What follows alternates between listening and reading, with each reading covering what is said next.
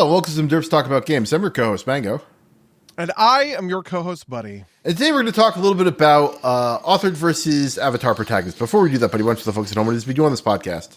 On this podcast, we talk about games, and I feel like this is like a deeply old school episode, right? Like this is like a really real kind of throwback to a lot of the early episodes that we did. This idea, well, it's yours, so why don't you frame it? Yeah, so basically, to set the frame, Marathon is coming out in 4 or 5 weeks at this point, and one of the changes they have made since the initial announcement was supposed to come out in September was that the runners, like the actual characters, were authored characters in this parlance, which were, they had their own personalities and they had their own stories that maybe you would have explored, like you would have gone through their storyline in the extraction shooter.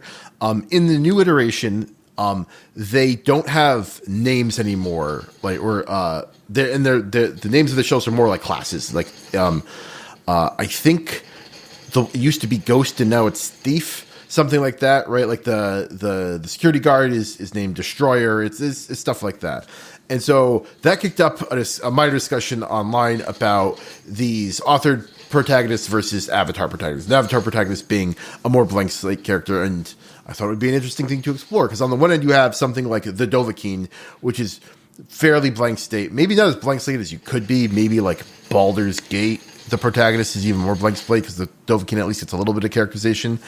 And then you can go up the line. I think a good midpoint-ish would be something like Commander Shepard, who has a defined personality and has a bunch of different, or it has a couple different routes you can take, but like you are free to move within those and project your thoughts on them. Maybe also the protagonist of the latest Dragon Age counts here too.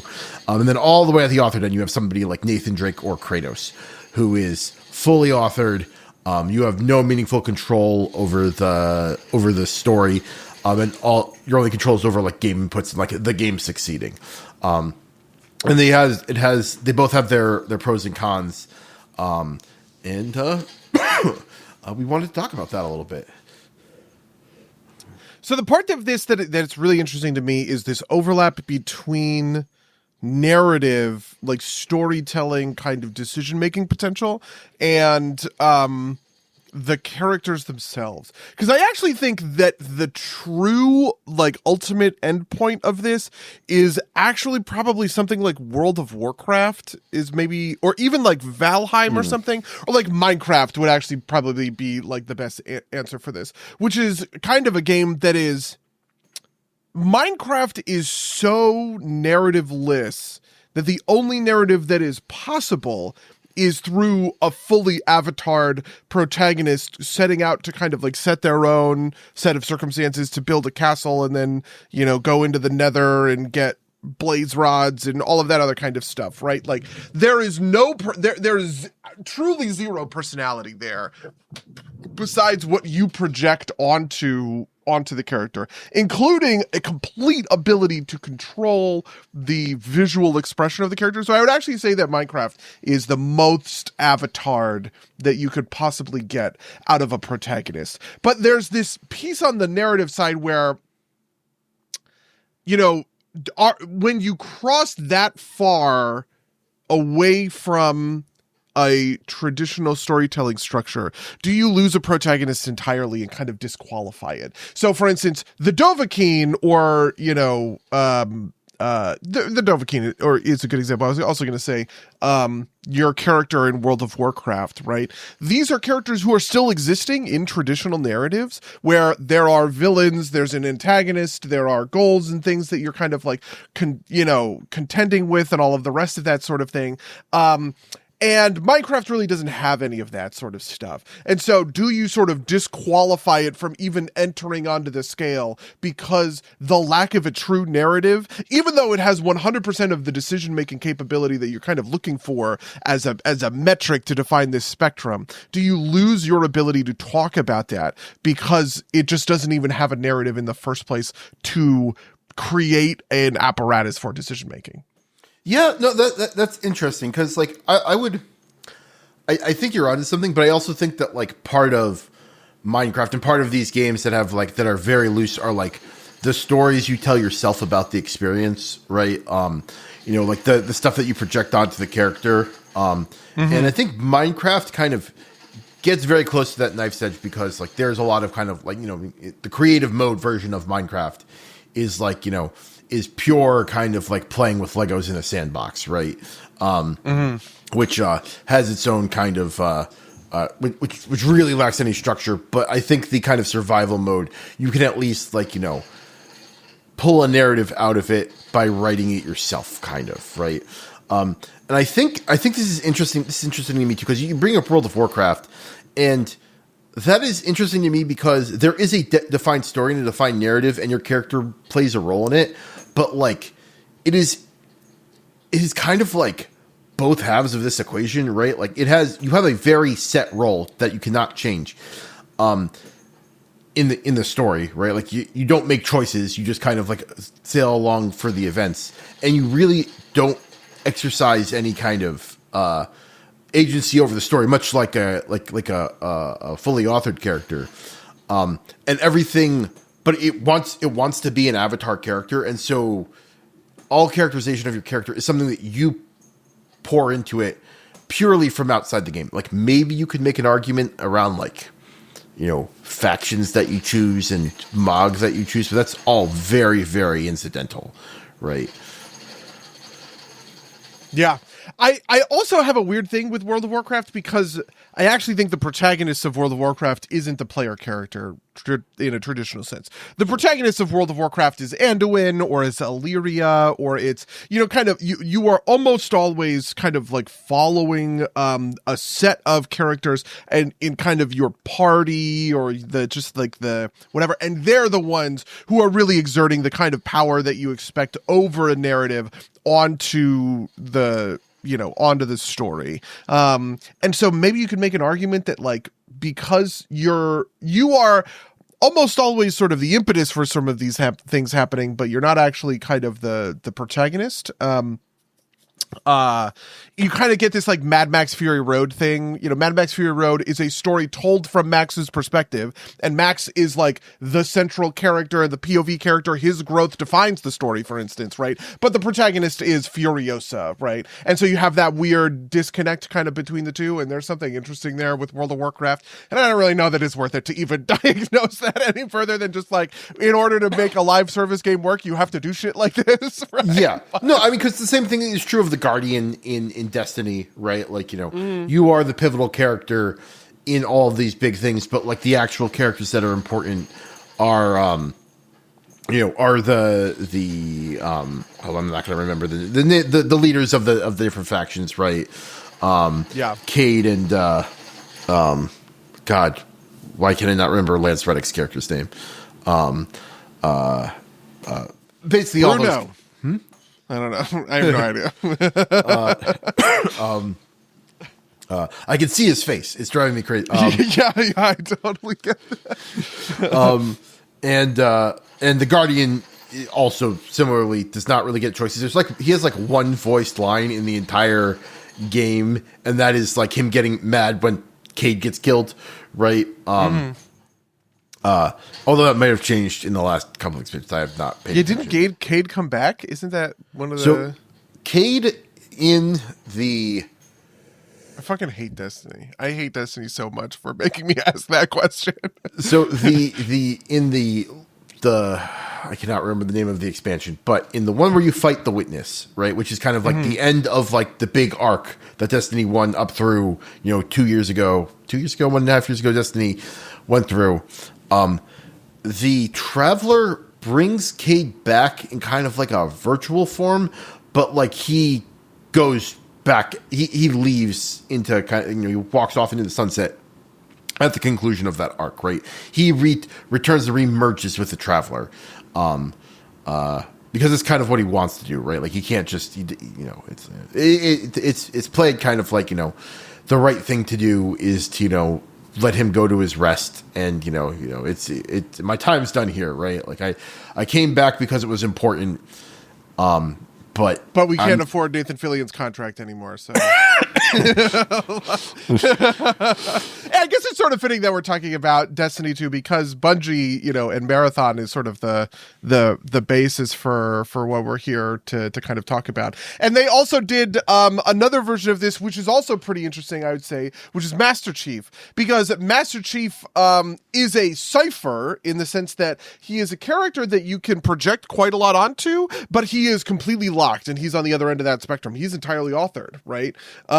Which I also think is sort of like an interesting kind of wrinkle to this whole sort of thing. Because there's that, I think there's a tendency towards sort of, a player's narrative agency defines this spectrum, right? You either have incredibly authored characters, maybe Lara Croft would be a really good example of this as well, that just popped into my head. You have these incredibly authored characters on the one end, which have very little game or narrative agency. You're just kind of along for the ride with them. And then on the other hand, you have these blank slates, right? But Master Chief is a blank slate who lives on that far end of the spectrum because he doesn't really have a personality. He's mostly there to just kind of do the thing over and over again. And, he's sort of picked up a legendary quietness, maybe he has some lines, but he's not super opinionated, right? Yeah, exactly.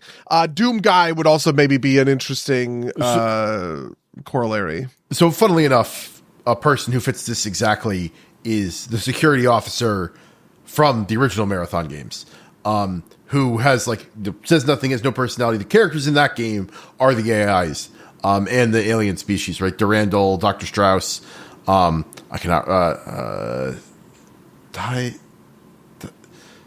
I cannot remember the names of the other AIs, but they are the characters. You are just kind of like the blank, kind of like the Doom Guy or like the Master Chief, right? Which is maybe why they decided to people pushed back hard against kind of the hero shooter feelingness of Marathon, and the only thing they've really changed about it is the personality aspect, right? The characters all have roughly the same powers, right? They've been tweaked, but it's not they got rid of the fact that some shells can do some things and some shells can not do things, but they took away that kind of personality, that Overwatchness, which is, I think, interesting because, hero shooters are kind of the first attempt, I think, to bring in a authored character with personality into a shooter environment, a multiplayer environment, right? I was about to say multiplayer, but fighting game characters all have their own story personality. They don't really matter to the game, to the gameplay, right? Nobody cares that Ken's, deforced in Street Fighter V or whatever, right? While you're playing the game, but it is part of the character's lore and things that people roughly do care about, right? Akuma being friends with, I forget who he's friends. Akuma's friends with one of the girl characters in a way that's people think is fun, but that's not actually important to the gameplay. But the same thing happens in a hero shooter, right? Mercy and Reinhardt have stories, right? They have personalities, they have authored intent to them, but that doesn't matter basically at all to the actual gameplay. I think this started probably with Team Fortress 2, where they started basically without personality, just kind of some funny lines, and it just kind of got imported. They slowly built up characters or personalities for these characters. Do you have a sense of why people it feels like people are mad at hero shooters now? Do you have a sense for why that is? I think interesting. So I have a very specific vector for this, which is that I know a lot of Overwatch lore. I don't play all that much Overwatch, but I don't know. The lore is the interesting part. Overwatch and League of Legends really sort of defined this thing where it was kind of you can make lore where the gameplay matches themselves aren't diegetic, essentially, right? One of the things they famously did for League of Legends was they got rid of the Summoner's Rift, sort of there was that whole apparatus that was about, the matches are played on Summoner's Rift to resolve conflicts, and there are different champions, and this is all what it is. It was a very one-to-one explanation of what is happening in the game of League of Legends. They just abandoned all of that, and they abandoned all of that after Overwatch kind of proved that you didn't really need it, right? What I think happens is when you're good at this thing, and Blizzard and Riot were very good at this thing, people identified with the characters in a way that was pretty like deep and I would say actually kind of complex, right? Like, this is the stupidest example, but for the last 13 years, my background on my desktop has been Yasuo, because I really love Yasuo and Samurai and all of those things. It creates a bunch of touch points for me to sort of like latch on to, right?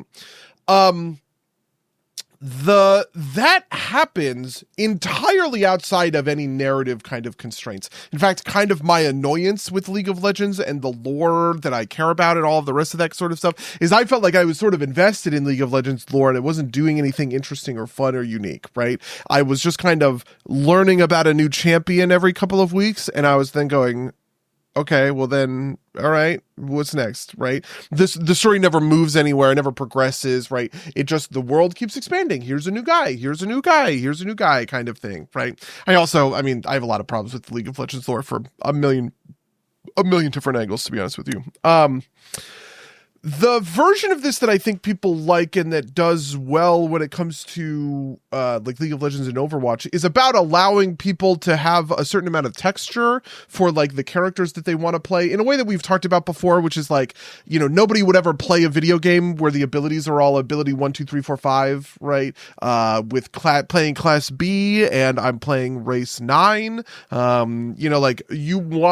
You need texture in order to create a fantasy that somebody wants to step into, and the characters themselves are essentially creating that fantasy in those sorts of games, but they're completely unrelated to sort of the nature of the game state itself. The thing that I think Marathon is doing is recognizing that they have actually kind of defined quite a lot about the state of the game, and what you're doing in it, and therefore you no longer really need to have characters support that process, right? If you're going to make the actual literal truth of the game, they're on a moon, right? Is what it is. You're going to the moon? No, Tau Ceti 4. It's a planet. Okay. The Marathon, the ship is the hollowed out moon. Deimos, I think. It's like a moon around Mars. They hollow out and they turn into a ship that they send off into space. That is the Marathon. Okay. And one of the first post-launch map that will need to be unlocked by the community is, I believe, still the status of it is on the Marathon, but most of the maps are on Tau Ceti 4. Okay, so they have created the same thing that Arc Raiders has, which is that there's this whole sort of narrative framing around you are a guy who is going into this place to, I guess, loot, whatever is on Tau Ceti 4 for the purposes of this extraction shooter. In the same way that for Arc Raiders, you are going up to the surface to do sort of that same thing. And that is a one-to-one sort of thing. So this is what I would say Overwatch and League of Legends have left behind. We have learned we no longer need to do this. And so therefore you kind of don't need to do the hero shooter side of it either. The one piece of this that is a good caveat to kind of the theorem that I'm putting forward, the thesis, would be Apex Legends, which is also kind of a hero shooter, but I really don't know the lore of Apex Legends at all, so I couldn't really comment. Yeah, I mean, Apex Legends, the lore is complicated because it's set in the same world as Titanfall, and people are mad about there not being a Titanfall 3 for totally kind of like incidental reasons, right? And so that gets mixed up with like, non-kind of like, non-quality based versions of it, right? It's like, kind of like audience wish casting versions. But I think you've got something. I think specifically for Marathon, you've got something there. Marathon has always been about the setting and kind of like the AI as characters, right? Like the kind of like more the game changer characters. Like, it's similar to World of Warcraft, right? Like the narrative of World of Warcraft is about Anduin and Foot Lady Zaratath, right? You got that name right? Yeah. Foot Lady Zalatath, you mean? Yes, Zaratath. Yeah, there we go. It's always been about their stories playing out where you're kind of like the agent, like, the kind of like you're the gun that gets fired, right? Like, and you make things happen, but you're not actually like, making any of the decisions, right? In the same way that like, the freaking, the generals didn't hit the beach on D-Day, but they're responsible for it, right? Like they're the ones that get remembered for it, not the men that actually stormed the beach are not remembered individually. And I think that's kind of what your character's playing is like a soldier. And I think that's kind of the same thing here. And I guess it makes sense that it would be distracting to talk about like the individual characters that were the shells. I'm interested to see how they go with it, right? Because they could just like kind of have pulled back that layer a little bit and still like have those story beats, like who was the person that the shell is based on in the game still. Like you wouldn't actually have to like change that much, and just like kind of go with the fiction that you're kind of assuming their body. But you also kind of don't need that for its story to work. And I think one of Marathon's angles in the shooter is supposed to be more story heavy, right? It's supposed to have a little bit more to do than Arc Raiders, which is, I wouldn't say flimsy, but it's kind of like, there was stuff that happened in the first wave, and this is the second wave, and you're the new guard, right? And you get little bits and pieces, but like it's not, it's not really anything. Whereas I think Marathon wants it to be, in typical Bungie fashion, they want it to be deep and rich, and for the obsessives who care, people to figure out like what all their mysterious symbols mean and whatnot.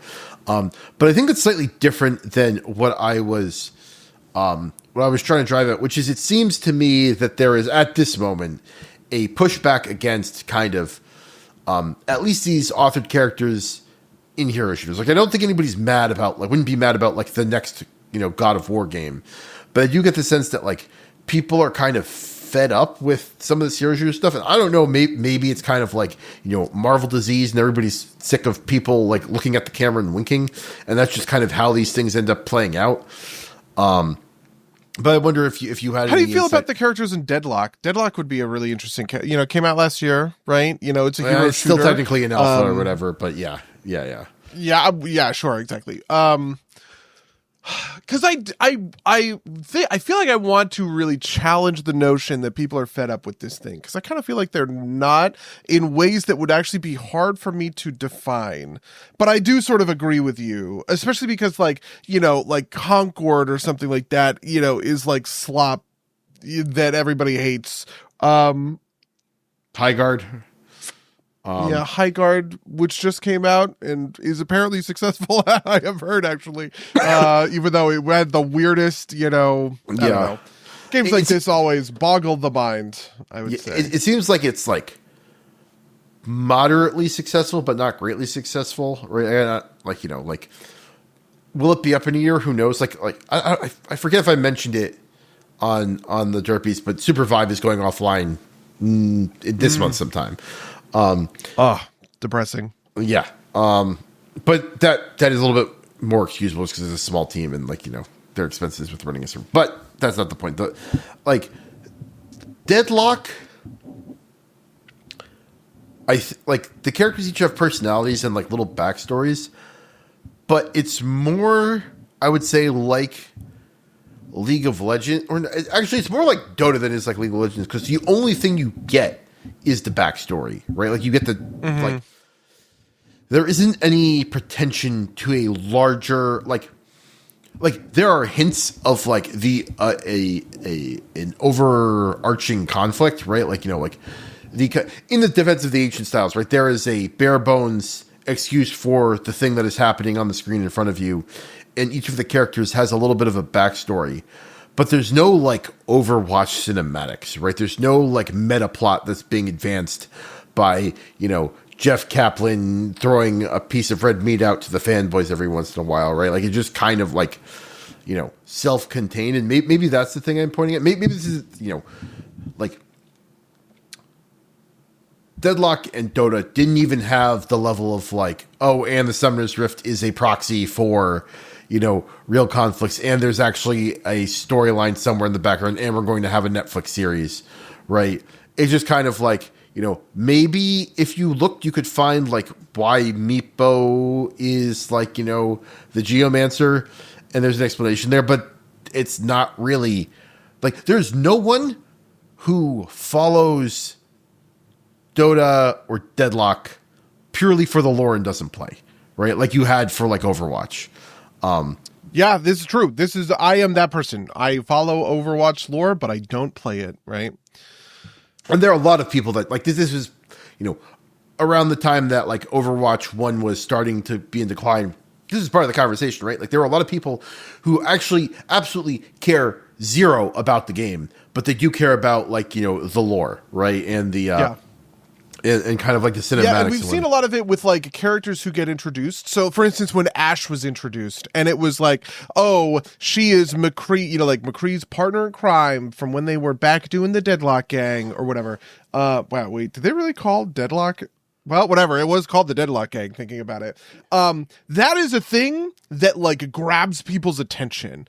Or for instance, at one BlizzCon, they announced Mauga, who is, you know, he's like a big tank from Talon. He's a Pacific Islander or whatever. Mauga is like a character who had been in the lore for a long time. He had shown up in a bunch of sort of like series and stuff like that. I think he was in the comics and things like that. And so him actually getting a character was sort of like a big deal. And that's the kind of thing that could drive people back to the game, right? Which is what's sort of useful, right?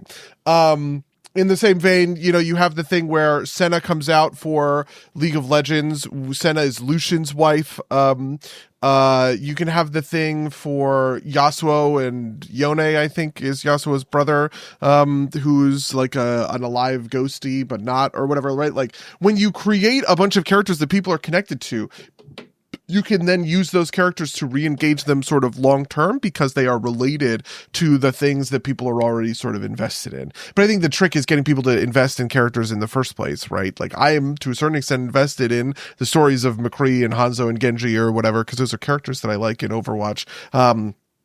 But, you know, they have new characters who show up every once in a while. Vendetta just came out. You know, she's the Italian gladiator hero. She's been teased for a long time. And it's just sort of like, well, you know, I don't super care because she's related to an aspect of the lore that I don't find particularly complex or interesting. Yeah, and maybe the thing that I'm seeing is people recognizing that it's mostly just a hook rather than like a real thing, and them pushing back against that. You know, like the joke was that, like, you know, Blizzard's in trouble, you know, announced that Soldier 76 is gay or whatever, right? Like, you know, yeah. And so maybe that's the thing I am seeing here. That I'm pointing at. So the part that I find so interesting is that it is narrativeless in a true, you know, in a true sense. These are the other end of the equation that I had just sort of described. You know, you have Master Chief on one end where he has no control over his narrative, but he is this avatar character. And on the other end, what you actually have is you have really, really, you know, heavily sort of authored characters who are outside of the narrative, just like Minecraft Steve, right? And so it's just like it's the shaky intersection between those two pieces, because I do think that otherwise there is a really straightforward spectrum where, you know, you have Shepard, you have Lara Croft, Shepard, the Dovahkiin, right? Yeah. I mean, maybe we're talking about, you know, everybody's favorite pretentious game theory term, ludonarrative dissonance, right? Like, that, you know, we're like Kratos achieves pretty good ludonarrative consonance, right? Like, you know, the story does not feel so divorced from the gameplay that it's a problem, but like, or actually the story and the gameplay mesh very well, right? So it's not a problem, right? Like, you know, maybe you don't feel like you are in part of an epic story when you're killing a grunt for the 34th time, but like the big boss moments hit, right? You feel like you're doing it as part of the storyline, right? As part of the thing that Kratos needs to do to, you know, defeat the bad guy, deal with Winter, to deal with Odin, keep him from taking your son away or whatever.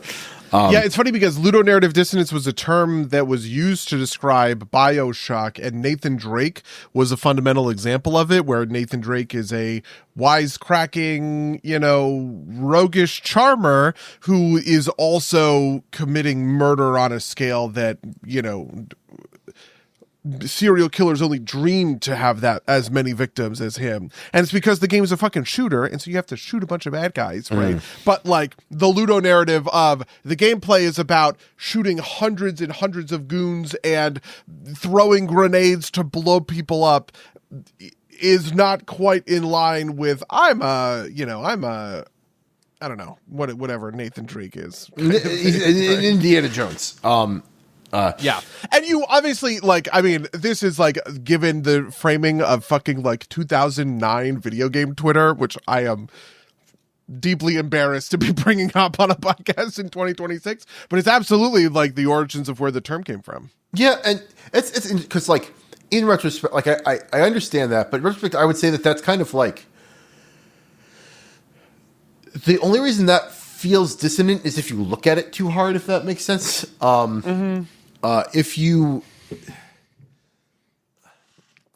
because it is you don't blink twice when Indy shoots, the swordsman in Raiders of the Lost Ark, and because it's a 1.5 2 hour movie, that's fine, but Uncharted takes place over many hours, and you basically have to, you have to have gameplay in the middle. But that's a very fridge moment, ludonarrative dissonance. Whereas I feel like Overwatch is very the opposite of fridge moment, right? In the moment ludonarrative dissonance, where the character is entirely divorced from the gameplay.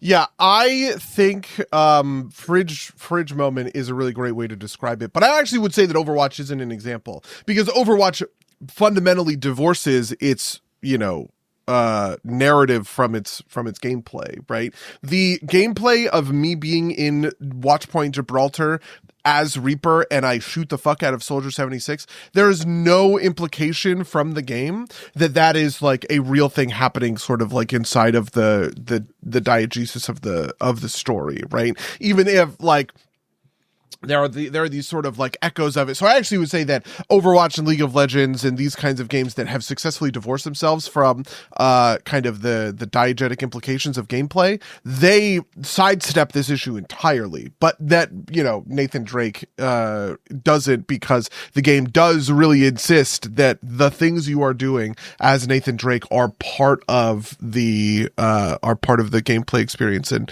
tied into the story. And there's this other piece of it, which is and again, I guess I have to say this thing about ludonarrative dissonance, because frankly, I think it is a bad faith is kind of the term I want to use for it. It reminds me of counting the people that Batman kills in Batman vs Superman, right? Which is this thing of if you don't buy into the game, the state of the world, right? Where Batman, whatever, he shoots a car that is shooting at him, and the car blows up, and those people are probably dead, but you don't see their charred bodies, right?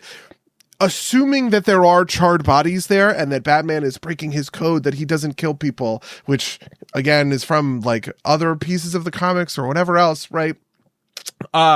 This is a thing that I would describe as bad faith, not in a way to kind of attack the argumentation, but in a way of quite literally saying that I am not going to take the story at its word that Batman didn't kill those people, right? Or the story at its sort of implication, right? It's not really at its word. It's all about how you resolve the implication that's happening sort of behind the scenes. Are you going to interpret in good faith in the favor of the story, or in bad faith against the favor of the story, sort of thing, right? And this is something that we also sort of see with suspension of disbelief, which we've talked about a million times on the podcast. I'd say all of this is part and parcel with the same thing. The ludonarrative stuff is keying into that aspect as well, right? A game is only ludonarratively dissonant if you are engaging with it in bad faith. You are outside of the experience such that you can't suspend your disbelief, such that you're thinking about Nathan Drake, expert munitions specialist who is mowing down all of these gazillion bad guys, and that's like taking you sort of out of the experience. And the root at the heart of all of that really is about experience, which is maybe a good sort of corollary also to the spectrum. So for instance, if I were to typify the Dovahkiin on one end, I think the Dovahkiin is very little about an intended or driven experience. It is mostly about expression. It is about allowing a character to express themselves through the avatar, right? This is the fundamentals of sort of an avatar protagonist. And on the other end of that, you have the tailored experience. So I would sort of say that when you want players to have the ability to express themselves, this is when you have avatar protagonists. When you want players to have a specific narrative experience, this is when you have authored protagonists. I think that last part's mostly right. I think I disagree with you on the linear narrative dissonance thing, just because I actually don't think really? that I don't think League of Legends or Overwatch sidestep the problem. I think that's a real problem for them, right? Like I think League of Legends is so far, like League of Legends is like tiptoeing around the line. I think Overwatch is a real problem where the characters are totally divorced from the gameplay in a way that is dissonant, which is why you have this cleaved fan base of one half that cares about the game and the other half that cares about the lore and the lore only. And it's a different problem than the Nathan Drake thing. I probably wouldn't, today stand here and tell you that Uncharted has a little narrative dissonance problem, but I haven't really played that. I know that people felt that there was this sort of problem with the Tomb Raider reboots where she is presented as an innocent kind of girl who is has such a hard time killing an animal, but then proceeds to put like 40 arrows into like bad guys, right, over and over. And so maybe there's more of it there.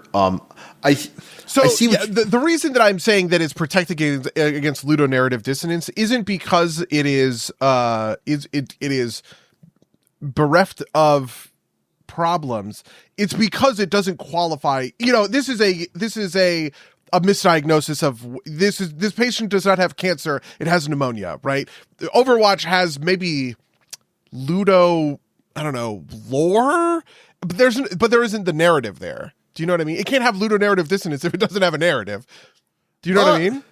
I think Overwatch has a narrative. It is just entirely divorced from the actual game. I guess this maybe is what I'm saying. If there's no narrative in the lore, how can it have a ludo narrative? The ludo and the narrative don't touch. This is maybe an argument about what counts as Overwatch, right? Like, I guess that's fair. Right? Like if the cinematics are part of Overwatch, then I think there's a problem. If you want is League of Legends ludonarratively dissonant with Arcane, right? Because I think there's a bigger step of separation there, right? It is a Netflix show versus a game. There are all sorts of jokes online about if your friend watches Arcane and thinks that they should download League of Legends, don't let them, right? That kind of thing. Okay, yeah, but so at that point, I would say you're now talking about a level of media analysis that is franchise based. So for instance, does the Batman comic have ludonarrative dissonance is a question that we would obviously say is no, because a comic cannot have a ludonarrative. There's no gameplay to a comic. But Batman, the property stretches into gameplay. So maybe you could say that actually Batman has ludonarrative dissonance because, and it's I would say that all of this is a category error of just if we're talking about ludonarrative, we have to be talking about the game itself. We have to be playing the game, and the fact that there is a superstructure of a franchise over top of it matters, and there can be problems in that. And I would absolutely agree that the cleft in the fan base with lore and gameplay like that, all that stuff is sort of real. But it's not ludonarrative because ludonarrative has to happen inside of the context of a game. Otherwise, we're misdiagnosing the issue. We can't talk about a ludonarrative problem if there is no Ludo to the Overwatch cinematics on YouTube. Do you know what I mean? Yeah. I see what you're saying. I don't know if I agree with 100%. Just because, I do think that you import some, maybe you're right. Maybe I'm trying to stretch the definition too hard, right? Because, if there was a game called like, Batman, Batman Sea Adventures, right? And it's about, a diver collecting coral specimens, and the character has bat ears on and is like Batman, right? Like, it has nothing to do with Gotham City, nothing to do with crime, right? And isn't, lamp shading it for like, for comedic purposes. Like it is a serious kind of like, claims to be a Batman game, but has nothing to do with Batman, right? Like you're importing the Batman context. You're like, this doesn't fit because it's not Batman, right? Like, and maybe you're right that calling that ludonarrative dissonance is a weird thing to put it, but the problem that you're pointing at is that the imported context of the things you know about Batman don't match your expectations, right? And that's obviously a very ridiculous example, but you could come up with like a more reasonable example. But basically, like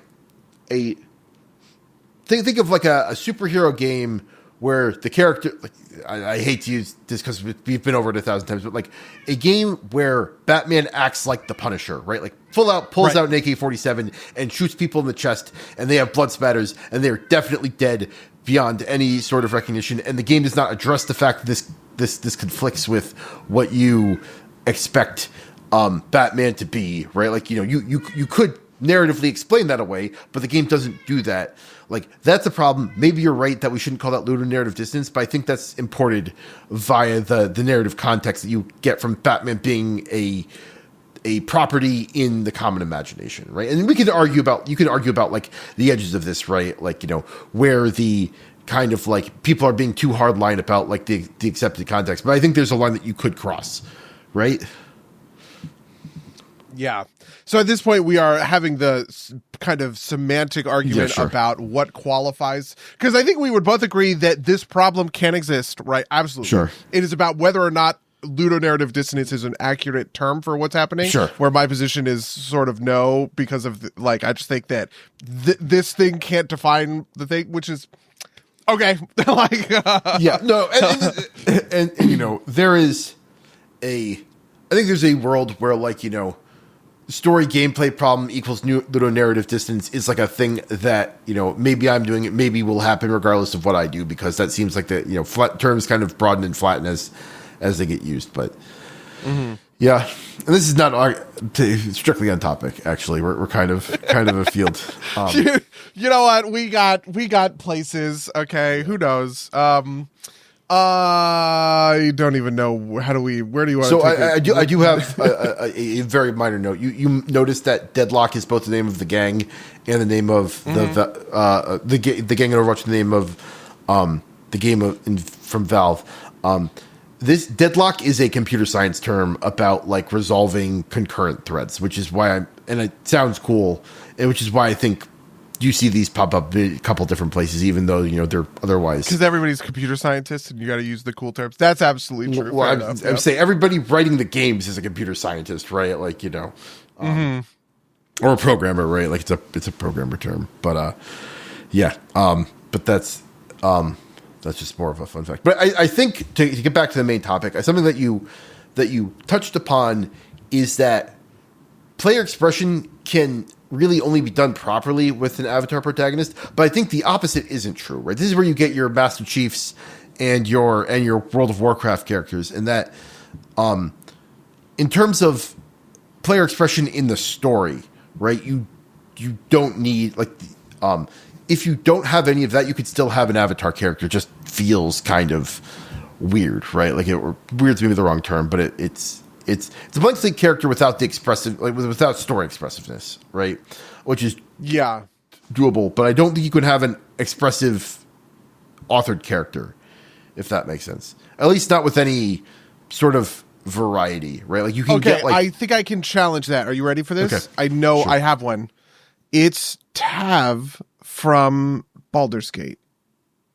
And the way they accomplished this was they created an incredible web where the game could support a truly limitless number of expression, like expressive actions, basically. Do you know what I mean? So, for instance, the normal constraint on this is you can't have, like for Master Chief or whatever, you have to deal with the fact that Master Chief is always going to fight the collectors. He's always going to do sort of whatever, right? Like, there's no opportunity for you to do this sort of thinking outside the box thing. The only game I could possibly think of that solves this problem is Baldur's Gate, which truly, they spent 3 years in early access solving for every possible version of you outthinking, laterally thinking the situation to create the story experience that I would consider to be expressive, right? The thing that makes it expressive in my mind is you can make yourself a villain, right? Which is impossible in Mass Effect. In Mass Effect, you have to do you can be an asshole if you want to be a renegade, but you're still going to be the asshole good guy who's going to solve the bad guy's problem. In Baldur's Gate, you can play the Dark Urge, which is more villainous than half of the villains that you end up fighting because you were just like that sadistic and sort of sinister. And so I think this is a bit of a hot take, I guess. Maybe this is I don't know if other people would agree with me, but that would be my called shot here because I've been thinking about this all day. Or not all day, but since we started talking about this context is how do I feel like Baldur's Gate 3 resolves into all of this? So,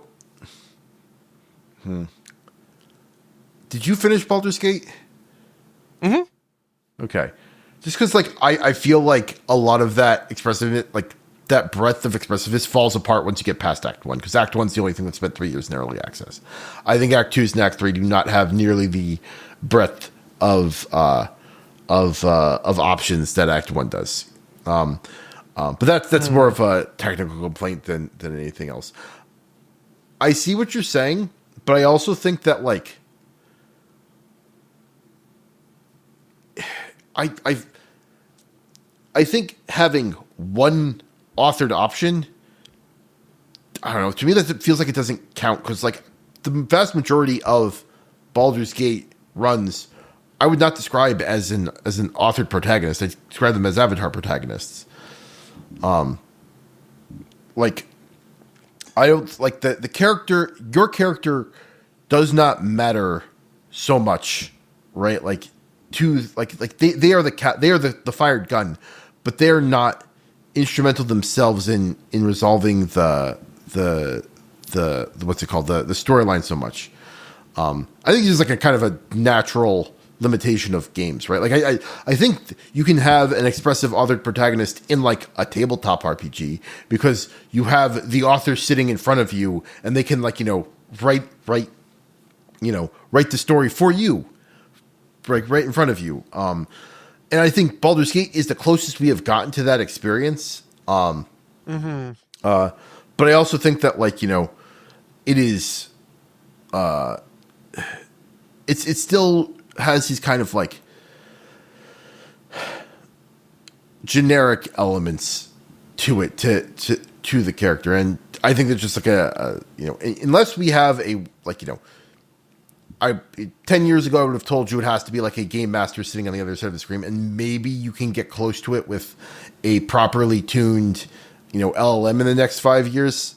That might be interesting, but, like, I just think we're talking about something that's, like, nearly impossible to do. I will grant you that Baldur's Gate 3 has gotten as close as anybody has so far. Yeah, I think I'm kind of convinced by that in a way. Because in a certain sense, I would say the Dovahkiin also is sort of close to this. Because the Dovahkiin, you have certain paths like Renegade. You're not Renegade. What's the fucking Stormcloaks and Imperials, that kind of thing. That's like, if I'm calling some of this stuff in Baldur's Gate authored, I would have to call all that stuff authored, and I probably wouldn't. And so I think for those purposes, I probably agree. But I do think, yeah, Baldur's Gate, I don't know. This part of this is me wanting to give Baldur's Gate a little bit of an extra, an extra push, just because I happen to think that it's an exceptional game, and their ability to account for all of the different aspects of, what the players are going to do at any individual moment is pretty interesting, pretty compelling. I agree. I'm excited to see what Larian does next.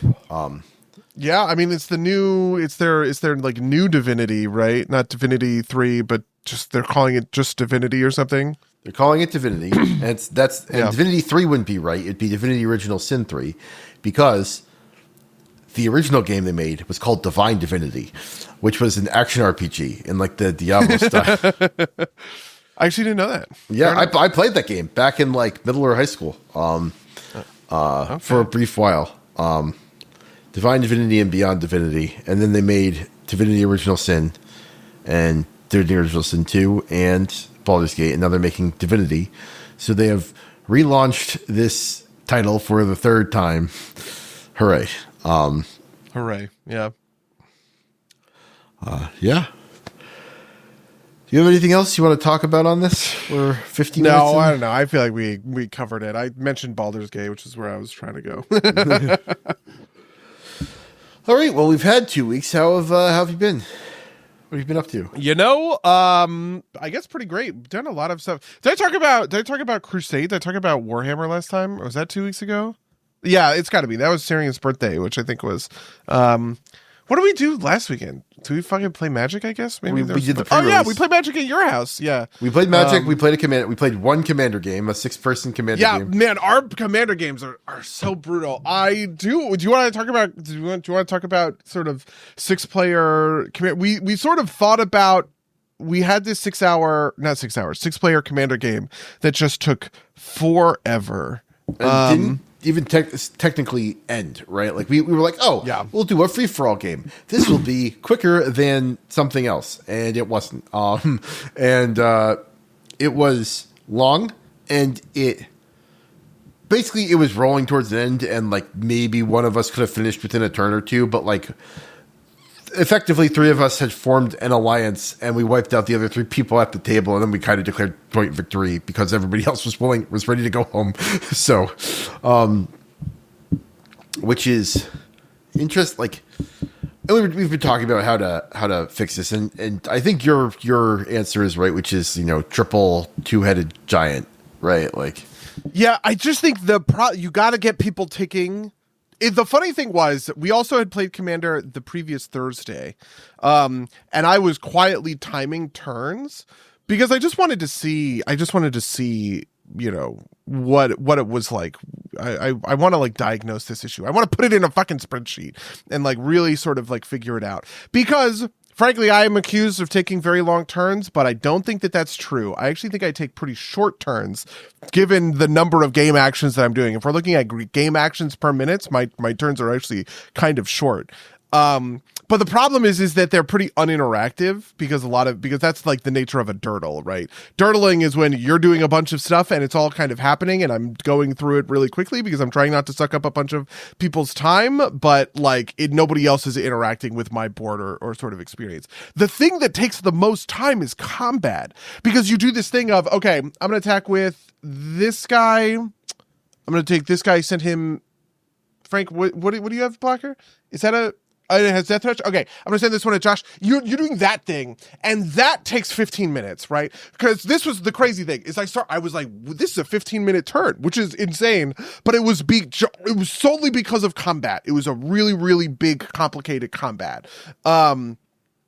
And I don't think combat feels as bad as a durdle, because combat is interactive. You are working with like another person to sort of like resolve a board state and all of the rest. Potentially the entire table, right? Like, yeah, exactly. Right. Like this is also where a lot of like politicking and kind of stuff happens. And so I was just really interested in that sort of thing. But the problem with the 6-player free-for-all game is you got to get multiple people playing turns at the same time. We kind of solved this with our Emperor game that we had played. But the construction, I guess I would say, of a game state where one person plays a turn at a time is real tough to get through, real tough to sort of move through. And part of that is that you have to have this like grand understanding of sort of like the board and board state. So something that I had pitched was wheel or neighbors, right? Wheel is everybody can only attack to their left, and so you're defending from the right, attacking to the left, and the idea is, you get people Pac-Man glomming up. You don't have to have a deep and complex understanding of the entirety of the board state. You simplify combat a whole lot. I was thinking about it because I did that thing where I timed it and I saw that combat was what was most sort of incredible. When combat is just 1v1, I feel like it's much faster, right? And then you can just boop, boop, boop, boop, boop. You can go around the circle, and I don't really have to pay all that much attention to what's happening on the far side of the table, because really the operative thing is I need to kill this person sort of right in front of me. Though also at the same time, there's sort of an expectation that, like, okay, once I kill that person, I then pop into the person after that's board state, and if they are, extremely defensive, I might be in sort of like an owned kind of position. Who knows, right? And then neighbors is you can only attack. Neighbors is like wheel, but you can go both directions. So you can tack to the left, you can tack to the right, but you can't attack across the table. We used to do neighbors all the time when I was a kid. But I also just think that games were so simple back then. There's just like a lot less rules text on a fucking, literally zero rules text on a Vizardrix, right? Somebody lays a Vizardrix and it is coming at you. You chump it for 2 turns and then it starts chunking 6, out of your life total until you fucking lose, right? Like that was how games went when we were kids. And now it is just much harder to make that sort of happen. And then the third version of this was 2v2v2. So 3-person 2-headed giant, which is interesting because I immediately got in the car with Rachel and we spent the entire ride back to Concord just theorizing what would be really interesting 2v2, like 2-man teams. If me and Rachel were going to be a block, going to be a 2-headed giant, what should we run together? What would be best? Do you want something that synergizes? Do you want 2 things that have a very similar game plan? Like something I was talking about was like, if you're going to run aggro, it feels like you should run both teams aggro, right? Because you're attacking into a full board no matter what.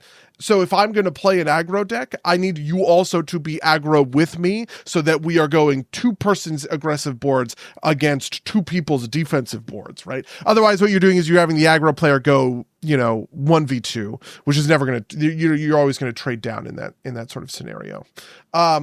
But also at the same time, you can do the opposite of that, which is you want contrasting game plans so that you can account for better things. One of the things that Rachel and I were talking about was somebody should run a creature-based deck and somebody should run an artifact-based deck because you won't be hosed by the same board wipes. If somebody overloads a Vandal Blast, the artifact player is really going to hurt, but at least the creatures, Takasia is fine. Takasia is not really going to get hurt by an overloaded Vandal Blast, right? But if somebody uses Wrath of God, okay, now Takasia is owned, but this, this artifacts deck is completely sort of fine. And I think the tactics and strategy in that are interesting. I don't really know. I think those are the 3 options. Emperor is also a good option, but it is what it is. Yeah, my thoughts are here that like basically any of these alternate formats kills politics, right? Because you can't. It is hard. Like essentially at the point where you solve the 4-player format, the 4-player free for all format makes politics possible, like 4 and up. And I think if you subdivide it at any point, like it basically kills the politics, which is I think integral to the format to make it feel right. It doesn't mean that you can't have fun doing other things. Yeah, in Wheel, you have an opponent. It is assigned by the game mechanic. You cannot politics your way out of it, right? Yeah. Maybe you could with certain rules. So for instance, one of the things I was thinking about when I was talking about sort of like Wheel and neighbors is, does a Wrath hit the whole board or only your neighbors, right? If I hit Wrath, do I get the 3 of us or do I get the 6 of us, right? Can I path somebody across the board for me? Can I still see their game state, or do I only have a field of vision, whatever it's called, in a zone of control or whatever, like in Emperor of One. There's a little bit of politics there, but really kind of not much. And I would probably agree with you that it really hampers the politics of the board. Yeah, like maybe you could do like a Zone of Influence 2 game for like 6 and 7 person games, which means that like people on the opposite sides of the table can take turns simultaneously. Although I do think that exiting from the simultaneous turns is tough without like making somebody feel like they're getting the shit end of the stick. But But the other thing too, like the immediate problem I could see with twin two-headed or 3-player two-headed giant, or 3-team two-headed giant, which I think would be fun. I think we should try just to see if this is accurate. But my imagination is, my gut is telling me that the dominant strategy that emerges is like one very defensive player and one player that is playing for an alt win con, right? Somebody runs like Doran and just puts big monsters on the board and keeps everything, or if one person plays. It would be Takasia plus, I don't know, what's another good Augustin. Right, like somebody who can exactly. Somebody who can lock everything down while Takasia digs for approach with the second sun. I'd approach the second sun win. Absolutely, I think that would probably be true. Yeah. Which is like rough. It is interesting to me how much I think part of the problem is that like these alt win cons feel okay at 4 players, but like their value goes up the more players you add. Right, like the more people you are playing against, the more valuable a win from playing solitaire is. And yeah, I mean, this is why Thassa's Oracle is so powerful, right. Which is funny because I almost put Thassa's Oracle in the Takasia deck just because I was like, well, it's a little creature. You can put it out. It'll surveil a little bit. Thassa's Oracle has the win the game text, but actually it comes into play and it draws you a card, which is nice. But also Takasia mills the library, and then I could Thoracle at the end of the, at the end of it. So I'm not doing the true 2-card combo of like Demonic Consultation, Thassa's Oracle, but it was just wild to think about putting a crazy, the most powerful win condition in Commander into a deck that can't cast the other half of that extremely powerful combo. But I absolutely agree with you. I think the value of that stuff goes up. I also think board wipes go up way hard, because if you think about like the math of a board wipe, a Wrath of God is good in 4-player because you are going like 6 or 7 for 1. So yesterday when we were playing, I was playing Ketramos. Ketramos is a really hardcore black-white control deck, right? The goal of that deck is to run everybody out of resources, Wrath like 2-3 times, right? In order to really lock people out of the game, and I was able to do that. But then we kind of got to this position where I was just like, boy, I had an incredible engine online. I had gained a lot of life. I was at like 70 or something life. I don't think anybody was really in a position to kind of kill me, but are we really going to go around the table 3 or 4 more times for me to get like enough commander damage on for the win, sort of thing? Like that that is a brutal way to go. But like in a 6-player game, Wrath of God just goes up in value, because now you're crushing 6 people's worth of creatures, not just 4 or 3, kind of, because hypothetically you're not trying to wrath your own board, sort of thing.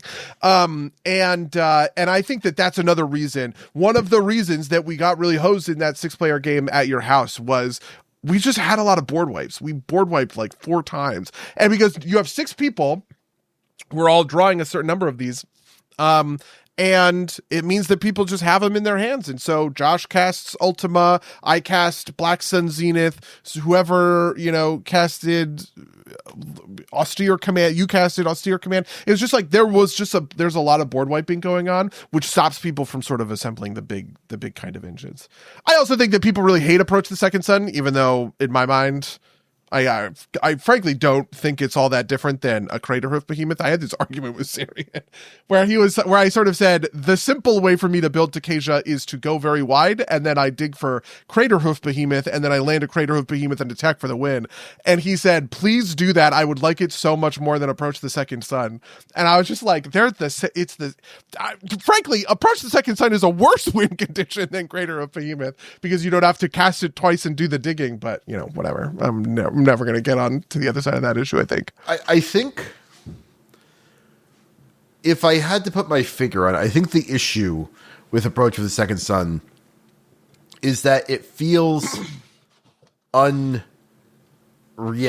right? Like it feels like it would be very hard for you to assemble a wide board and throw Craterhoof Behemoth all at once, right? Like, it feels like Approach of the Second Sun. I think maybe the answer is we don't run enough counter spells, right? Like, well, yeah, but this is also the thing.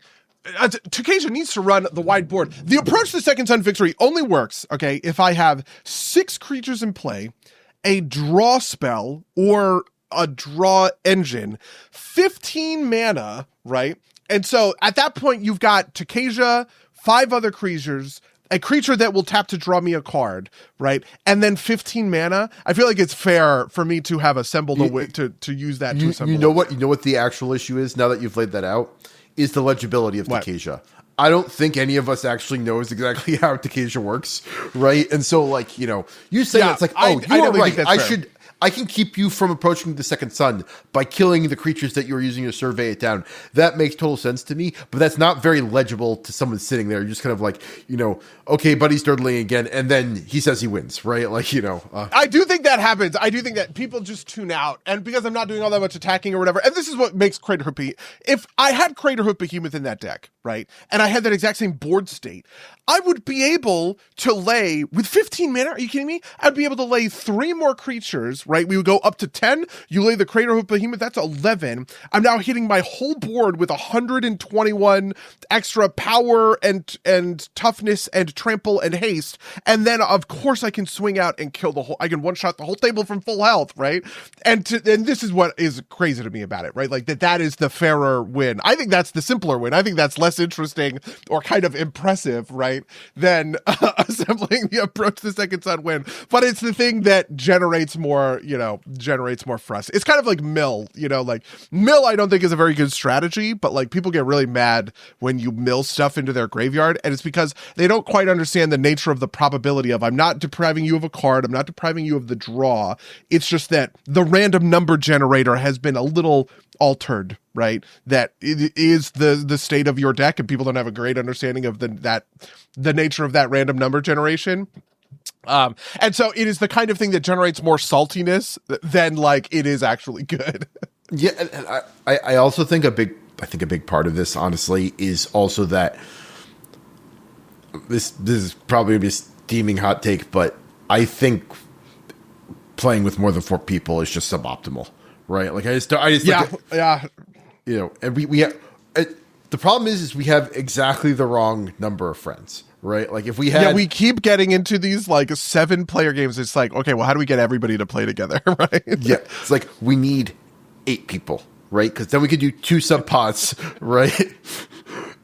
Or we need 6. Like I think 5 is doable. Like I think the answer to 7 might be a 4-person pod and a 3-person pod, right? Like that might be the actual pod. Yeah. I would be really interested in. I would be.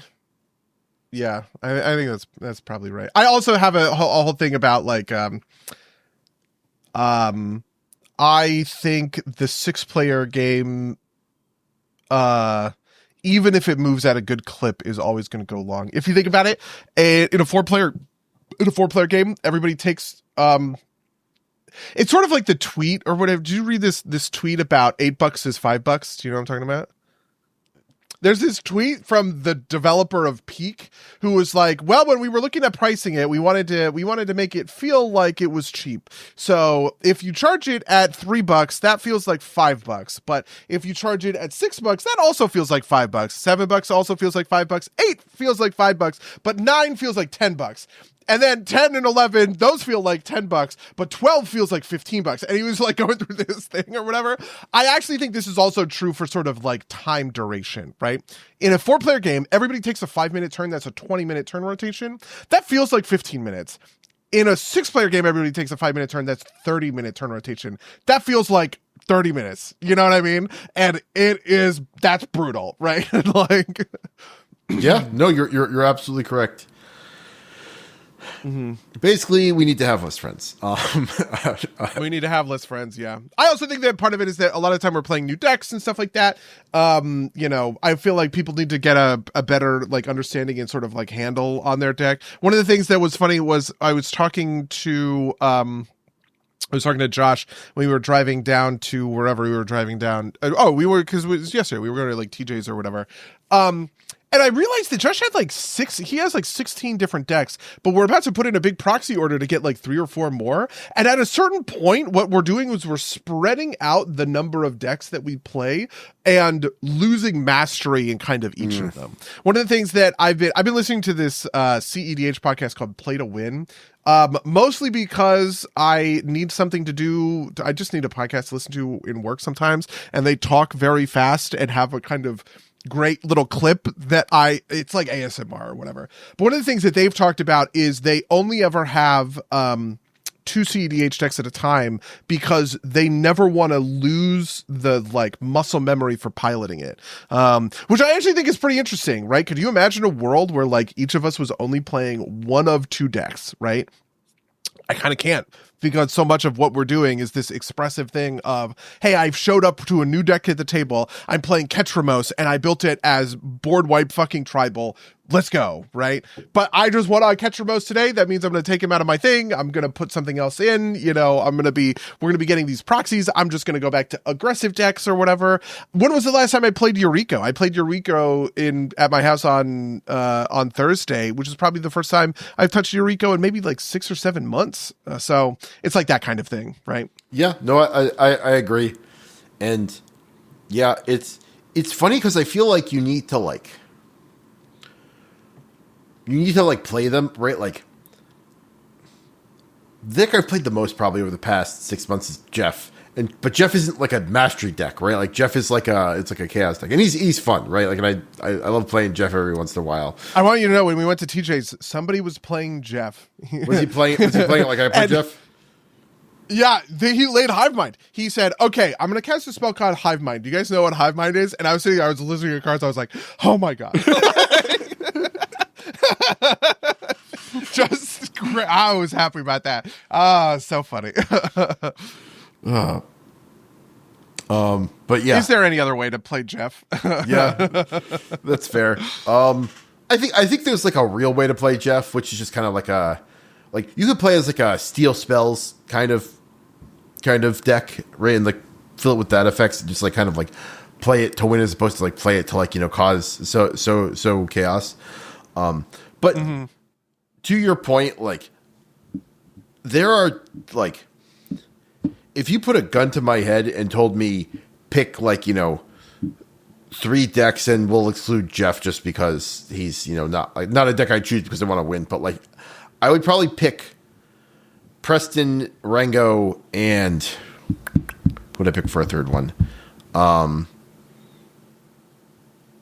Maybe AC. Just because, like, I've played AC or just because, like, they're like the archetype. Like, I think Rango is a more fun version of Sauron, right? For me, it's actually very different, but like it is the Sauron feels very one trick to me, right? You steal people's stuff and then you sacrifice it, but like it's not like you get a real game. Like you can get stuff going with Rango, which I like. And I would like, and so like I think you need to play like Yurlock. I enjoy, but I play him because he's fast. But I also don't feel like there's a thing for me to like do there, right? Like it's kind of like I end up like, you know, giving everybody a ton of mana and dying, right? Because like this is like how that's like what Yurlock is designed to do, right? Is to like, you know, pump a bunch of mana. Make everybody aggravated at you and eventually flame out, but actually cause, you know, the game to resolve in a relatively short period of time, right? Like it's more of an accelerant deck than a deck that I enjoy playing enough that I'd want to like put a ton of mastery into. I, on the other hand, really enjoy playing Preston, even though he's like very simple, right? Like it's like, you know, make a ton of fucking rabbits, you whore, right? The interesting thing that I feel like you're maybe identifying here is the what is it? There's the distraction makers circle in a way of like economy, speed, and defense. I guess you don't really have a defense deck in there. But I totally understand playing AC is just like power. This is my battle cruiser. I'm going to build a huge, you know, fleet kind of thing. Then, I guess I was thinking about interaction. Like the Rango deck is interactive, right? Right. It's a deck that wants to just like pull stuff. Maybe it would be, for me, it would be like Yuriko, Takesha, and Taval or something like that, or like Lord Windgrace, right? Like one of these is, my aggro deck, that's Yuriko. One of these is my defense deck, that's Takesha. One of these is my, like power deck, my economy deck, and that's going to be like Lord Windgrace or some engine-based deck. Yeah. No, I started specking out a Brigid Kithkin deck since I pulled that from the pre-release.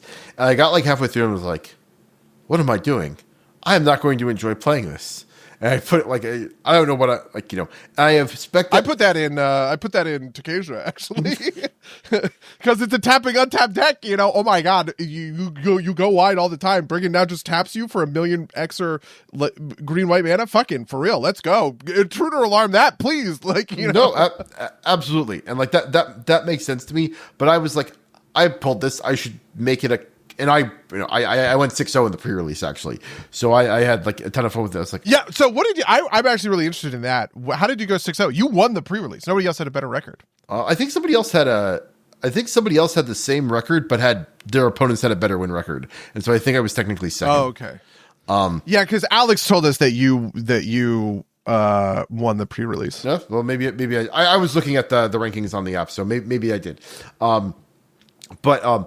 Basically, I had a kind of 2-half strategy, which was I had Kithkin wide for the early game, and then I had Doran and kind of like Tree Folk for the later game to kind of close things out.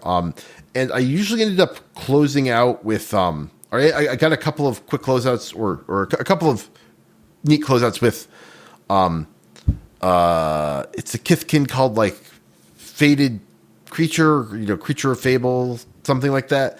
And it's Figure of Fable, yes, or what a figure of that one wrecked my ass. I was just like, what do I fucking do against this thing? But what you do is you don't let it get to its third stage, right? Like, because yep. I literally did not have removal for it. I was like, well, I guess I just die on your turn because you attacked me for 8 twice and I can't interact with it anymore. Like, yeah. So like that helped, and then like Doran helped a couple times, and there's a couple of Tree Folk in there. Like there's the one that's like it comes in with 2/-2 counters on -1/-1 counters on it, and you pull 2 off to I think pull something out of the graveyard and onto the battlefield. Mm-hmm. It is like there were just like enough, and like there's also a it's like Sun Dappled something, which is like a 2/5 vigilance with Convoke. And if you're playing Kithkin, it's like, I have like 5 1/1s. I will tap them and play this. I had 2 of them in my deck. I will play these and just like have these walls that you have to deal with every turn. And there were a couple that were very close, but I just managed to kind of clutch it out. I felt kind of bad because one of my wins was like the opponent not realizing that that Figure of Fable meant like protection from players means that like the creatures also can't block it, right? He thought he'd be able to chump it. You just wouldn't be able to do anything to it. It's like, I'm sorry, man, but that's not how it works. Yeah, it's brutal. Yeah.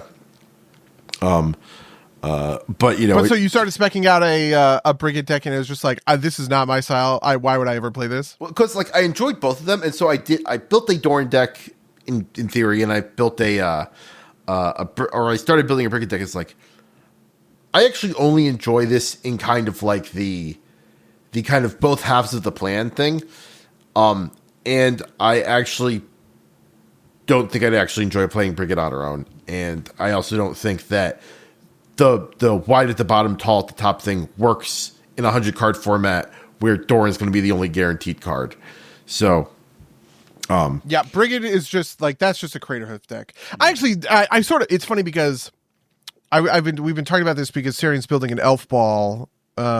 He's building an elf deck or whatever, and Elf Ball is the kind of thing that I think I denigrate a little bit, which is probably a character flaw on my part, right? Part of what makes me like the Takesha approach the Second Sun is that this was like a win condition that I crafted out of, hey, if I'm building a deck and the deck wants to go wide, but I'm not really attacking, but I can get a bunch of lands into play, which is my plan with a couple of these, with a couple of these lands from the graveyard cards, then what I can do is lock in and approach the Second Sun victory by doing, but that, right?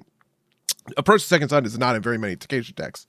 But Elf Ball, like, it's maybe the second or third most popular tribal deck, because I think Vampires is number one.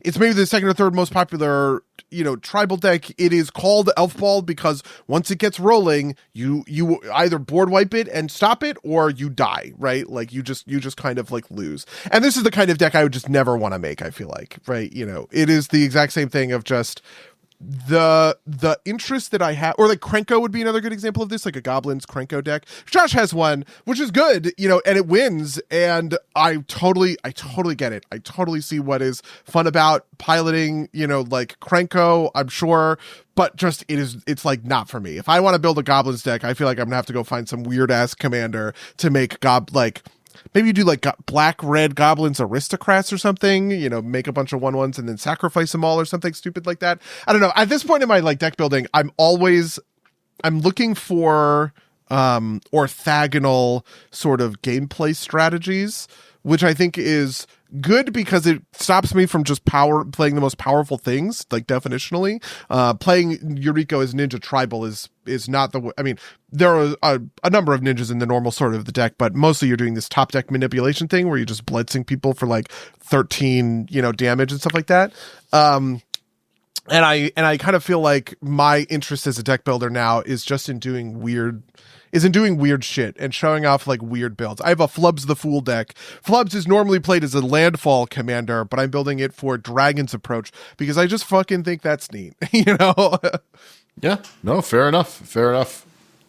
And I've got like 4 or 5 decks that I want to put together, which is probably unwise, but I might do it. I might hold off. I feel like I want to do the Commando did this where they go through and they talk about each individual deck. And I feel like I want to do that with our decks. I think that would be like a fun sort of exercise where, you get to answer a couple of key questions like, what are the most important cards in the deck? And you have 3 cards and you go, what are the hidden gems, the things that nobody would recognize as like linchpin kind of like key cards sort of thing. I feel like that would be like interesting to do sometime. Yeah. That's an interesting thought. Mostly because a lot of my decks don't kind of like fit that, right? It's just kind of like it's really, well, most of my decks are like very commander centric. Right, oh, I see. The linchpin is the commander. Yeah, and I could tell you that the linchpin for Preston is heir apparent. There's 40 of them or whatever, right? But and maybe that's why it's the most successful. Like I think I'm going to retire. What's the name of it? Sauron. Sorry, Sauron. No. Or whatever it is now. I'm going to retire the Final Fantasy deck I put together, Ragnarok. I see. You did the thing. Listen, you did the thing. Okay, I did the thing, and I was doing the thing to do the thing, but like, it's just kind of like Ragnarok stapled on top of kind of generic Grixis, and like, I don't see a way where I would make it interesting in a way that I'd want to play it again, right? Like, yeah, I get that. One of the things they were talking about in the EDH podcast was good stuff versus synergy. Like, do you play a deck that is good stuff, which is just the best cards in your colors, right? Or do you play synergy, for cards that synergize with one another to get better? I obviously think synergy is more fun and interesting, and so I feel like I build my decks towards synergy. But there's definitely that feeling of good stuff that I have, which is like, I want rampant growth in 8 of my decks because at 2 mana, I want to ramp to my 4 mana commander, so that's how it's going, right? I'm going to put Thought Vessel, Mind Stone, all the signets for my colors in every single deck because I want a 2 mana rock, I don't want a 3 mana rock, right? Like those kinds of things. And I feel myself, getting pulled in those kinds of directions from time to time. Yeah, I definitely feel that. I like you know what deck I enjoy Stiltskin because it's fun and like like it's weird stuff like that definitely hits that weird stuff for me, kind of deal. Yeah, I felt that way about Bumbleflower for sure, right? Because it is so interactive. Giving people cards, all the time, I think is really great. You're like, Bumbleflower is sort of like, I don't know. It's very about managing the politics of the board in the same way that Stiltskin is, which I think is neat. Even though Stiltskin has this like brutal thing of, and then I give you an enchantment and you fucking die. Yeah, no, I want to make, I have like a spec out and I want to go over it again. I was sitting here because you're talking about like putting in a proxy order. It's like, I think I might just, wait and do my own thing because I want to make sure I have these all dialed in the way I want to. Cause I want to do an Iroh Team Master as more of like a real, like Stiltskin is not really group hug. Stiltskin is like pillow fort and then like pass out instant lose conditions, which is, interesting and mean, but it works based on the fact that Stiltskin is a one or a 2 mana commander, and like if you kill him 2 times, it won't be prohibitive for me to cast him again. Whereas I want to play Iroh more like a real kind of like group huggy politicsy commander, whereas like I am not going to give away things that are bad for you. I'm going to give away things that will actually have value to the person I give it away from. And maybe that's just a matter of kind of like, picking and choosing what I'm giving away nicely. Right. And playing him otherwise as a red-white alley deck, which is kind of his other thing. I think that's actually really clever and compelling. One of the things that I've really felt about our Commander games in particular is that we're actually weirdly bloodthirsty, which is that when I do threat assessment, normally what you're supposed to do is everybody at the table, you do the 3v1 thing, right? 3v1 shifting arch enemy, and everybody is kind of ganging up on that person, right? So if you are the person who is in ahead, everybody is attacking you every turn, and it really like forces your board down, that kind of thing. But what tends to actually happen is the opposite of that. When somebody has a really strong board state, everybody gets really sheepish, and you just hammer the person that's already in last, right? Like the person who is like getting owned just continually gets more owned because they don't have the blockers in the first place, right? And so and I want my commander to connect and to get my combat damage trigger, so of course I'm going to fucking send it. Oh, you don't have any flyers? I have 15 in the air coming at you. Like that kind of stuff happens in our group. And so I like the idea of a politics deck that is built around helping out the little guy, like the kind of thing where you go, hey, listen, I just played a 6/6 dragon and I can pass it to you because you're in last, you're struggling, you need a thing, just do me a favor, let's just make a deal. This thing is goated against me, like you just never attack me with it, and somebody probably takes that deal if they're in last place, right? And you can do that with something like Iroh, which I think is really compelling. I think that's awesome. Yeah, no, I want to put that together. I also want to. There's like there's always 100 decks to do, but I want to play Rango more, right? Like this is the thing is like when we played at my place last week, I was like, oh, I'll play Preston and then I'll play Rango, right? Because Preston will be quick, and then Preston was not quick, right? Like I never got to play Rango, but I think maybe that's the theme for the next little while is like deep rather than wide on the commanders. I think that's probably clever. I'm really excited for my Swords tribal deck, which has come from the idea of what if I put every sword of X and Y in one deck. And which is I was actually the real reason this came up is because I was thinking about I was like, it would be a really neat birthday present to give somebody like an altar commander that is themed after their WoW characters. So my first thought for this was Sarian because it was his birthday 2 weeks ago. And I found like an undead warlord, kind of character. I was like, oh, this would be perfect for Karif, his Forsaken Warrior kind of character or whatever. And then as I was thinking about these, I eventually thought to myself, what would it look like for me to do a Tonrik? And I was like, oh my God, it would be an equipment deck and it would be all swords. And then I thought to myself, what if I put every sword of X and Y, the like sword of body and mind, 3 mana, 2 mana equip, protection from blue, and it has a combat damage trigger or whatever. I was like, what would it look like to just put there are 11 of them and you put all of them in a deck together?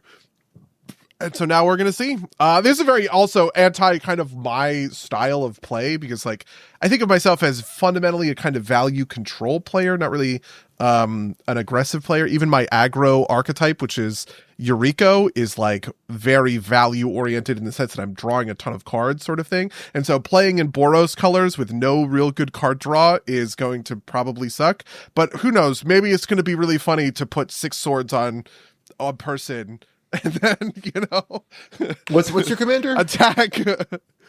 Nahiri Forged by Fury.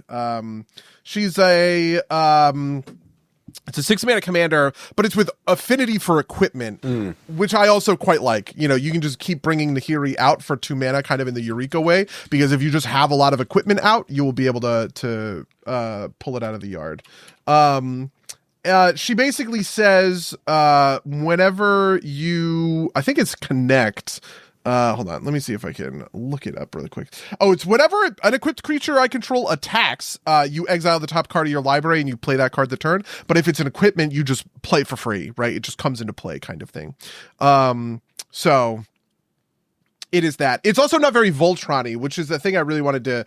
It is built to have a number of good creatures that can like wear the equipment and get suited up, but it is not I am going to, equip Nahiri and she is going to run the swords down the end. I mean, I'm sure there are plenty of games where she will wear a sword and sort of win. But it's actually pretty creature dense for an equipment deck. Most equipment decks are very creature light because the idea is you just put all your equipment on your commander like Cloud. Okay. Because Card Market put out a video with like budget commander decks. And one of them was Valduk, Keeper of the Flame, which is like at the beginning of comment on your turn for each aura and equipment attached to Valduk, Keeper of the Flame. Create a 3/1 red elemental creature token with trample and haste. And that feels like it'd be a fun one to do with that. Like, just put all the swords on Valduk and then like elementals, right? Like, That's true. I'm just excited to see if the swords work. The part of it is that I've been thinking a lot about Classic Commander. I went back and I started watching old episodes of Shuffle Up and Play, which is the Tolarian Community College like gameplay show, and old episodes of Command Zone. And I am deeply nostalgic for that level of Commander again. Like the version of Commander where I was getting to turns. It's funny because we would play. I described this the other day to somebody. They were like, what's fun about that? It feels like it would take forever. Nobody ever wins. I was like, you say that, but in the old days, you would have you would have a game go to turn 13. Somebody, like exsanguinates twice in a row to burn the whole table out. And we all go, wow, good game. And that whole game only took 45 minutes. And it's because the games were really simple. It was like there were just less things happening. You didn't build these really explosive boards very quickly. There were so many fewer triggers to worry about. I just think about the number of triggers that are in so many of my decks these days. You just don't do any of that stuff in kind of these like old commander decks. And one of the things that was extremely good in old Commander were the Swords of X and Y. Sword of Feast and Famine was the one that had come out when I was playing, which I had in my Rexiel deck. It was one of the big ways that I could win with Rexiel is you suit up Rexiel with a Sword of Feast and Famine, and you get Sword of Feast and Famine untaps all of your lands when it connects. And Rexiel himself has Island Walk and Swamp Walk, so it was pretty easy to connect with somebody on Rexiel. But now I think Sword of Feast and Famine is probably bad. I just don't think it's going to be in a lot of decks because 3 mana to play it, 2 mana to equip is just a lot of money to pay for, an effect that you're going to get kind of like once or twice because the game ends on turn 6. I don't know. Anyway, that's just what I've been thinking about when it comes to this stuff. Fair enough. The only thing I think I have to talk about is we finished Avatar: The Last Airbender. What'd you think? We can do a whole episode, actually. I think, and probably we could or should. Maybe I should start watching it again because I haven't watched it in a while. But what did you think? Top level, it's great. I've got some like was the last 4 episodes ever a movie? Because it feels like it was supposed to be a movie. It was released as a movie. Okay. Is that like it was 4 episodes that were released in a giant 2-hour block. Yeah, they actually did that with also Day of the Black Sun. That was I think that was 1 2-hour block. There were a couple of 2 episode, like, so on Netflix they play as one, like, the last 4 episodes play as 1 episode, but there are chapter titles in them, and there were a couple that played as 2, but the last 4 episodes feels like a movie that was meant to be released in theaters, and it did this kind of like half-step thing where it feels like maybe it was also meant for people who hadn't seen any of the rest of Avatar.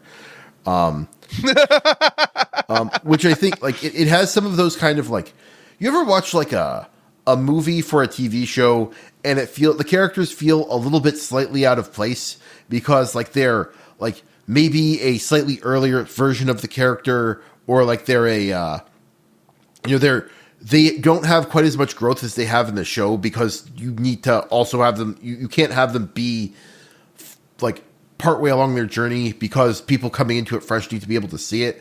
It didn't feel terrible like that in the Avatar. Do you know what I'm talking about? It happens a lot with anime movies.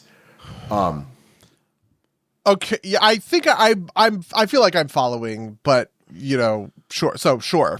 Yeah. So I don't think the last 4 episodes of Avatar were that bad, but there were some things there that I felt a little off. I didn't think it was bad. I thought it was very good. I thought it was a lot of fun, and I enjoyed it very much. But I also thought that it felt there were some specific things that I took issue with. But I will save that for a full episode discussion. But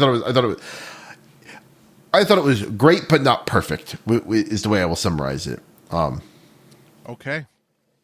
Well, that's really compelling. I definitely, I don't know, I'm finishing up on Bob's Burgers, so maybe I will just start watching Avatar. I have been playing a lot of Avatar cards because of, have I talked about the Jumpstart packs thing that Rachel and I are doing? Oh, well, I don't know if you talked about it on the podcast. Yeah. Let's talk about it. Yeah, so on the podcast, something that I did was I bought a booster box of Jumpstart, which is like a version of Magic that you use to like introduce people to the game. And the idea is you buy 2 packs, you shuffle them together, and that's a 40-card deck. It comes with a bunch of lands and stuff like that. And the reason I thought about it was I was like, oh, this would be a really great thing when Rachel and I go to dinner. We can just take 4 packs, and while we're waiting for our food to arrive, we can play this short 10-minute game of Magic. It's a little bit limited, it's a bit like it's a limited format sort of thing. And then also just, I don't know, whatever. But playing those games has put the Avatar cards in my sort of mindset, and it also has just given me a bunch of them. So I just keep adding them to my decks as I like rip open packs and find new Jumpstart cards. I'm just like, oh, this would be great in, whatever, Eureka, right? Like the Blue Spirit is actually a great example of this. The Blue Spirit says, whenever a creature enters the battlefield during combat, you may draw a card. I was like, that's perfect for Eureka. This is like every ninja draw that enters during combat is a draw engine kind of thing, which is really cool. So I've been doing that. And I don't know. It's just made me think a lot about Avatar recently. I was thinking about making a Zuko. One of the decks I wanted to make was Zuko Conflicted, which is sort of the the Zuko card that they made for book 2. Where he's having a real hard time. Okay, gamers. And Zuko Conflicted is a really bad card for a commander, but I just think it would be neat because he exiles himself and then he comes into play under an opponent's control. Like every combat, you choose one. Is you add a red. He gets a +1/+1 counter. You exile the top card of your library, and the last one is you exile Zuko, and he comes into play. He betrays you, but I just think that's kind of neat, and so I think I might make a deck around it. So yeah, I don't know. I'm thinking about Avatar a lot these days, I guess. Fair enough. What's your plan for Korra? Are you guys going to watch Korra? It is not on the immediate. So the way we do this is we alternate television seasons. Caroline picks a season, then I pick a season. And Avatar were her seasons. My understanding is that it is not her next pick for her season. So, okay. We will see. What is your next pick? So we are currently watching season 2 of Full Metal Alchemist Brotherhood. Oh, okay. Which is a show I watched in bits and pieces over our friend Barry's shoulder while we were in college, but never watched all the way through, so wanted to do that. I have also never watched it all the way through. I do know that it was Barry's favorite show. So yeah. And then also, I wanted to watch Tengu Topping Gurren Lagann, which is a single season show, but Caroline dislikes it so much that the deal we have reached is that we watch 2 episodes of it at the beginning of each of my seasons instead of making her sit through the whole thing. So,